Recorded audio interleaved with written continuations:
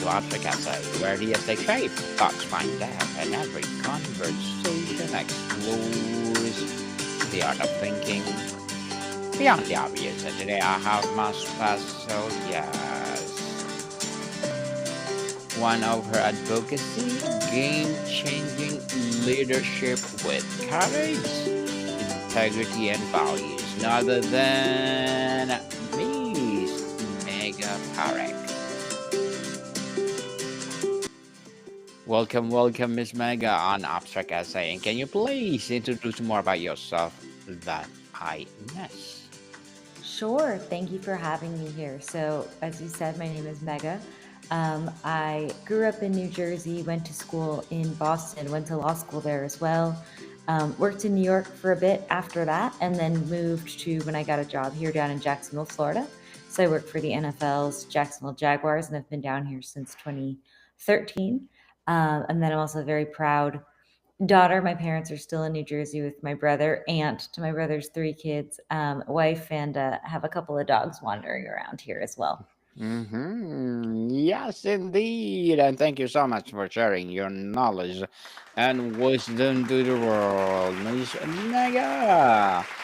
And today let's talk about tools for recovering from traumas. Tell us, Miss Mega, to start, how do you define trauma recovery? Is it about erasing the memory, reducing its power, or something more likely integrating the experience into a new sense of self? So let's talk a little bit about what trauma is to begin with. So for people, I think it's really anything, and it can be seismic, more or less so, right on the spectrum, but it's anything that makes your nervous system, right, your core, your sense of self feel dysregulated, abnormal. And so I do think, and I'll talk a little bit about what happened to me, but I do think that in the end, it is learning how to live with those new emotions, how to manage them, and what will help you feel most like your best self or your most common safe self. But I don't think that it's necessarily a linear path of progression, and it's not about coming out stronger on the other side, because the reality is that it does wear you out in your way, but hopefully you can take it and learn from it and make something good out of it. Um, and so, for a little bit of background, a few years ago, just about 4.5 years ago, it was about 18 months after COVID had started, and I was about to take my first day off. And I had packed my bags, I was getting ready to leave the next morning. And that night, I fell asleep on my couch watching baseball. I was living by myself at the time. And as I was asleep, I remember waking up to somebody standing over me.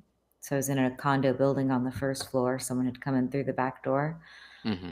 And I woke up and I remember thinking, this isn't right. I don't know this person. And I punched him in the throat and I ran out the front door to my neighbor's house, called 911 from his back patio. The police came and were wonderful. I somehow decided that it was still important enough for me to go to work the next day at 9 a.m., so I did. Mm-hmm. Um, and I was in the office that next morning. The police had called. The person had confessed. They asked if I could come down to the police station and identify him, and I did. And so within the span of 12 hours, someone had broken into my house. I fought him off. He was identified, apprehended, had confessed, and in a strange way, it was all actually sort of resolved in that sense. But what I didn't expect was what was going to happen next. So for me personally, what I found is that even though I was able to go to work and I was probably motivated by adrenaline and a deep desire to make sure that I don't let anybody else down, there's a few interesting things that happened. One is that I tried talking to some people immediately after it happened that night. And what ended up actually calming me down around 2 in the morning was I called my childhood best friend, and it was her voice that brought me back to a really safe place. And so, number one, I found is that people that have known me for a long time that I really, really feel safe around are going to be a really critical safety net for me.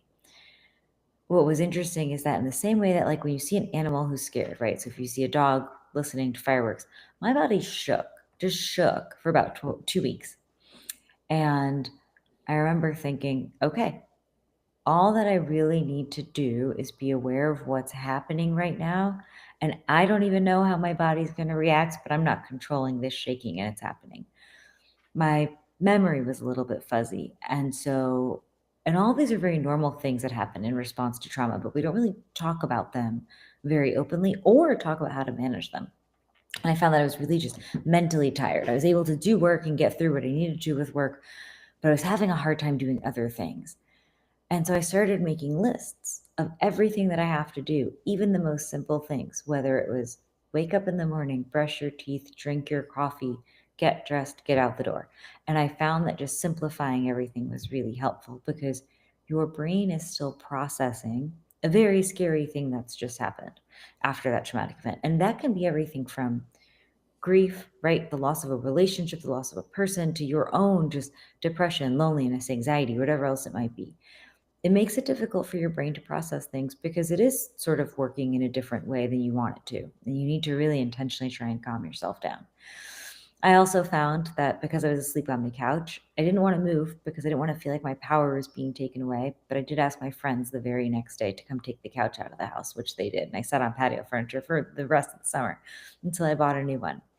And I found that sitting on the patio furniture and watching the old Beauty and the Beast every single night for about a month. Normally I read before bed, but I didn't have the energy to do that. So we'd watch the same movie before bed and I'd go to sleep or listen to the same music.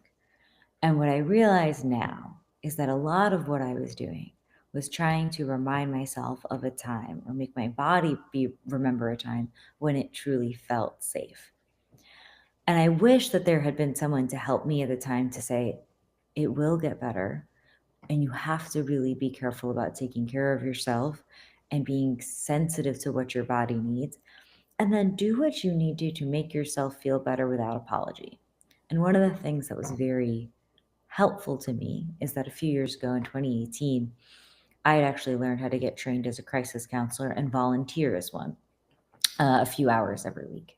And one of the things that they teach you is that once your brain is in crisis, you are still a very capable person. You're just not capable in that moment of finding your way through. And so, a lot of people's instinct, which was mine before this training as well, which is to give advice when someone is in pain. I got a lot of advice that was, hey, you should move from your house. Hey, why don't you go stay with your parents for a bit? Hey, maybe you should take off work for a bit.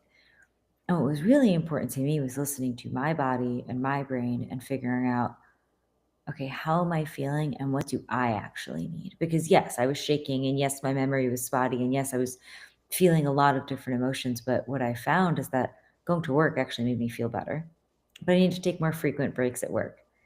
And to do that, one of the things that I learned through this training is that have your toolbox for what you will need when you are in crisis well before you're in crisis. And so hopefully no one ever has to go through these things. What was really helpful from counseling that I had just from helping other people was knowing, okay, if I'm feeling lonely, I'm going to first start out by reaching to my dad. And then if I can't get dad, I'll reach out to some other friends. If I'm feeling like my stress level is really high, here is a playlist that I have of songs that I know are really comforting and that have a really steady beat and that'll help me regulate my breath. So when I was at work, I would sometimes just leave the office and go for a quick walk and listen to some music and then come back. And so it's not as though I was able to do everything or be my normal self. And I remember I had a friend say to me shortly after it happened, he goes, well, when are we just going to back to the way things were? And I said, I don't know that I'll ever go back to the way things were, but I'll certainly try to learn from this and be the best version of myself that I can. I also remember being frustrated at times that that was taking longer than I was expected, or I was more scared sometimes than I expected, or I found watching scary movies to be more difficult than I thought at first. And that's another situation where I just felt someone had said, these are all really normal reactions to trauma. And you just need to be patient with yourself and keep on regulating yourself. And sometimes you can't. Sometimes there's only so much lavender oil that will work. And that's when you Mm-hmm. go to a different tool in your toolbox. But when you're drowning, that's the wrong time to learn how to swim. And that's why I think it's so important. And the message that I really want to share with people is that before you ever end up in that state, which could happen from anything, make sure that you know what it is that might help you feel more calm and like you're in a safe place and can help ground you. Miss Mega, a common fear is that processing trauma will mean relieving the pain. How do the tools you teach help someone visit their past without being re-traumatized by it?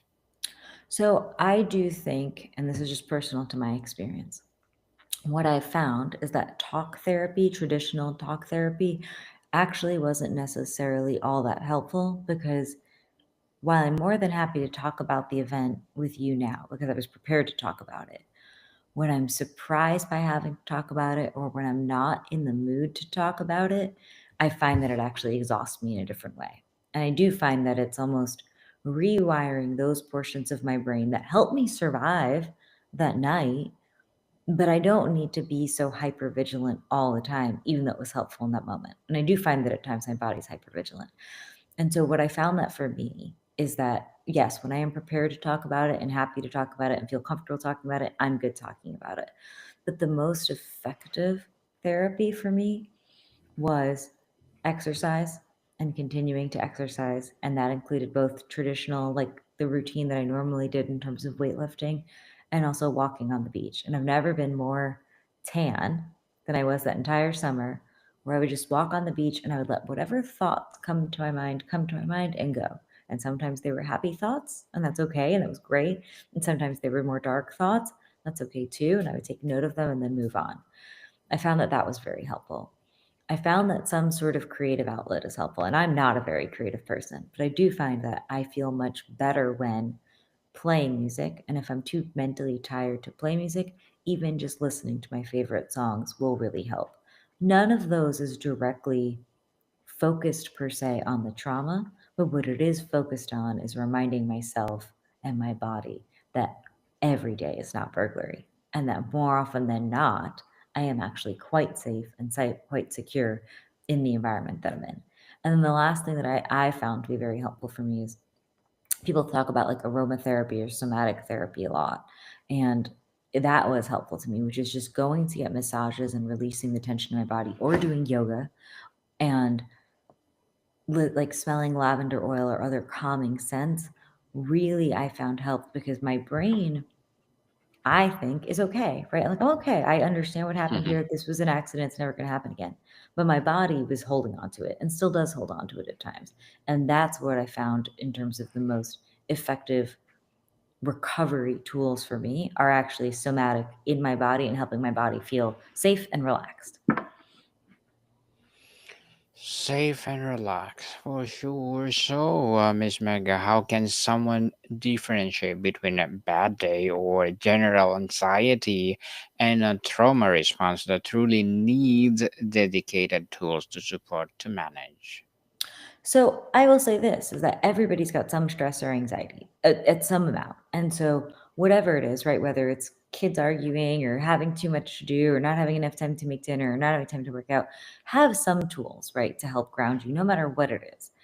Um, what when I think you may need to go get some outside help or help from somebody else is when those tools don't work anymore, right? So there was a point in time where I realized that whatever was happening in my brain was more sophisticated than my understanding of it.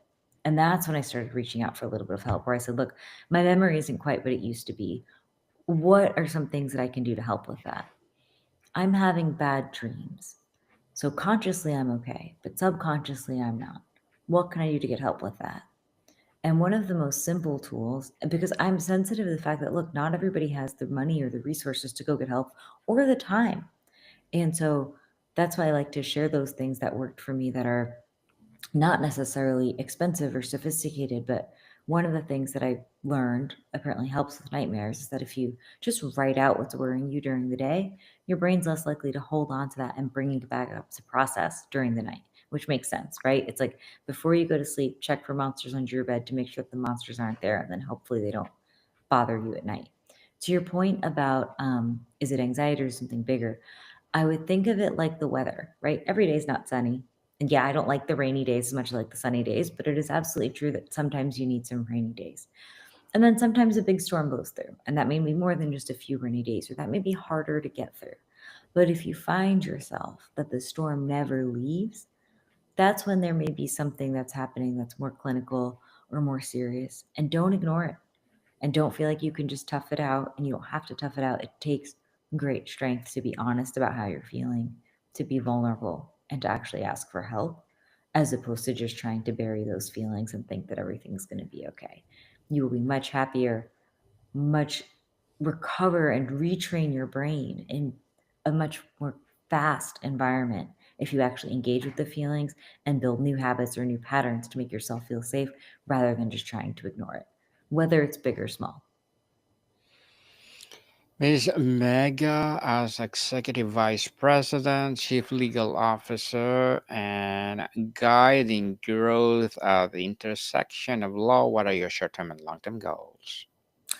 Oh gosh, so short term, it's to get to bed right after this because it's 11:30 here. Um, but no, I do find that sleep is really foundational. I'm not very good at it, so there's plenty of things that I'm good at, but I'm not good at the thing that, like, we're all supposed to learn as soon as we're born and do quite easily, which is sleep. It's really Mhm. foundational for everything else. But short term, that is actually one of my goals, is to really focus on how can I improve my sleep at night, which has been disrupted for a few years now, and make sure that I'm getting a consistent sleep routine because it does impact everything else. And there used to be, right, 25-year-old me would have said, "Oh, well, I don't need sleep. It's not that important. I can power through it." And at the end of the day, we are all human beings before we are human doings, and we need rest. Long term, what I would really like is just to, and part of the reason I'm doing this is just to find a way to make sure that I turn well the experiences that I've had, whether good or bad, into something that might be able to help somebody else, right? So hopefully from the good ones, people learn maybe some tools just in terms of how to help themselves, whether it's in their career or their life or whatever else it might be. But from the bad ones, at a minimum, I hope that people that might be experiencing these things never feel like they're alone. And then maybe also learn just some tools, not in terms of like, I have no desire to be an influencer, but I would love for people to feel like they're not alone and to help inspire them to take better care of themselves. Good luck to your goals, Ms. Mega, and looking Thank forward you. for more success. And what would be your piece of advice for those people out there who want to be like you? Oh gosh, I would say I have no advice, but I would say go find what makes you most happy and go pursue that unapologetically. Yes. Do what do you like to do? Yes. Something that you have passion. Thank you for that advice, Miss Mega. So, mindfulness is often recommended, but for traumatized brain, staying present can be terrifying. How do you adopt mindfulness and meditation to be safe and effective for trauma survivors?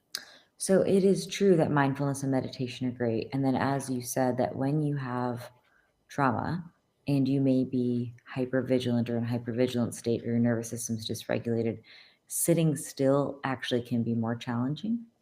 And so for me, a quiet room is actually kind of a scary room because I was Mm, asleep and it was quiet when the person broke in. And so for me, if I want to be mindful, the critical thing isn't necessarily quiet or doing it in some kind of prescribed way, but it's, am I bringing my body and my mind to a place where they're more aware? It's about awareness. And so, what is it that helps me feel aware? And I found that sitting still and being quiet, I get a little bit restless. Standing is a little bit better. I feel more grounded. But walking at like a calm, slow pace, that's when I feel almost like I'm meditating. It's when I feel most aware, I feel most mindful. There are times when I do it while I'm listening to music, but there's also times when I do it where I take out my headphones and I'm not really listening to anything besides the sound of my environment around me. And that's the way that I find that is most comfortable for me to be mindful and aware. So my eyes are open, I'm walking, I'm very aware of my surroundings. And it's through that that I get a sense of safety that then allows me to feel more present and explore those other parts of my mind. Miss Mega, what should someone look for when seeking a therapist or guide for trauma work? I was surprised that when I asked for a trauma informed physician or therapist, a lot of people, including in the medical industry, didn't necessarily know what I was looking for.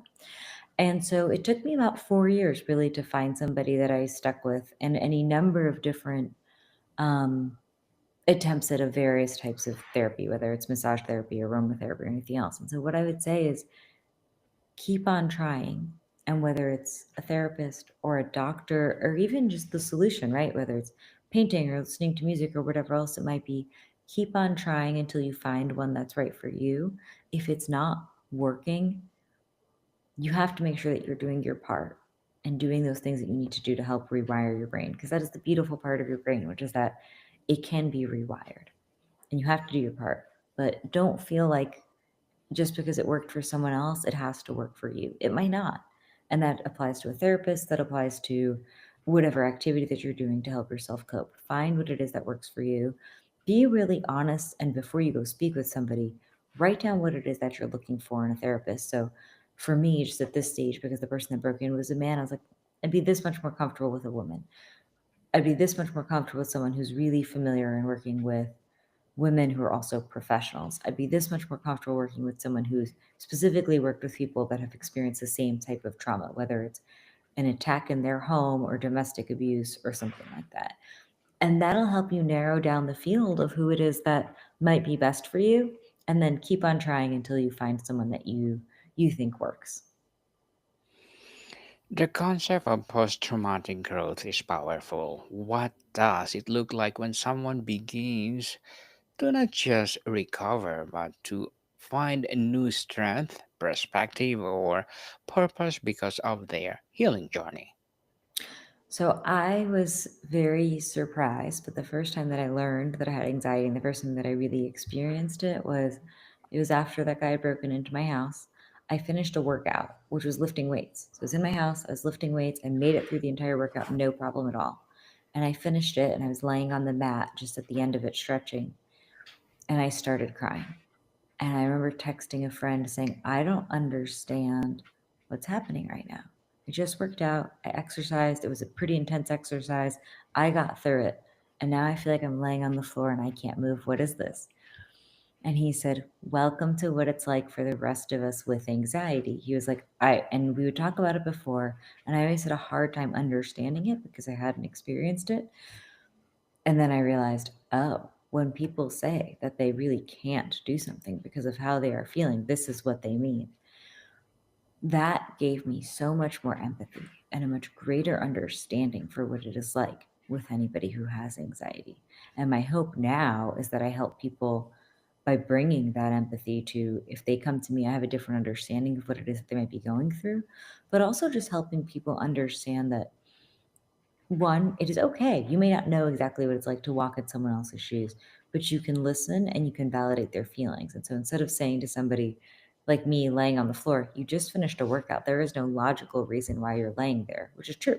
But look, if I could get up in that moment, I would have gotten up. And if I could stop crying in that moment, I would have stopped crying.